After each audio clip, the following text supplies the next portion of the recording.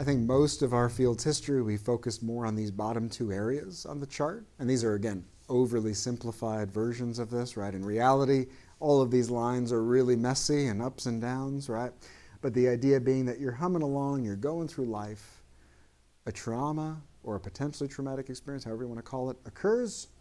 And for 97% of people, and I have never encountered the other three, but we'll just say for virtually all people, you experience a dramatic reduction in functioning level, a dramatic increase in symptoms, right?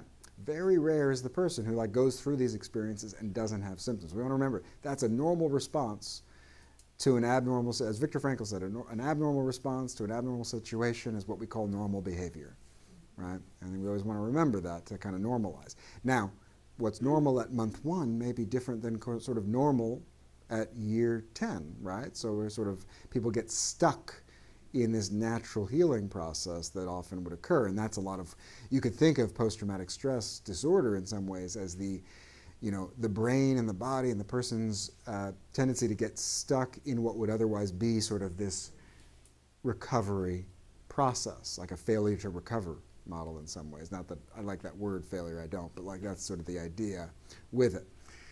So for many people, you either get stuck down here in terms of ongoing impairment, or you recover, which we would think of as more resilience to some degree, or sort of bouncing back, getting back to your prior plane, so to speak.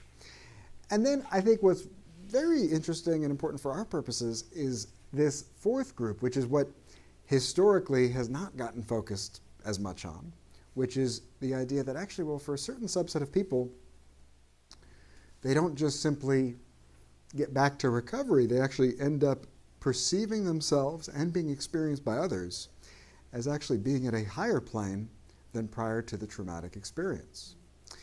Now, we want to be careful with a couple things here. That doesn't mean these are not all mutually exclusive in the sense that many people who experience post-traumatic growth and who report high levels of post-traumatic growth and who overall say that their life is actually stronger in spite of or arguably because of what happened, which doesn't make it okay, that person may still have nightmares sometimes, right? That person may still have moments where they feel more triggered than they would have otherwise. So they're still going to often have growth in the context of some ongoing symptoms. The question is, are they still looking at themselves as a whole or being experienced as a whole as having kind of risen above that, quite literally, to that higher plane? So it's not mutually exclusive. The other thing is, it's not like this permanent state of bliss that you reach, right, with anything. That you're just, okay, I've reached here, growth, and I'm never going to fall back down, and there's never going to be difficult days. Life might throw you a bunch of stressors, and these lines, like I said, are all very jagged. They go up and down. There's times where things are smooth, times where things are difficult, times where symptoms get exacerbated for various reasons. So we're looking at kind of the wide view lens of this, as opposed to sort of day-to-day can often still be very messy.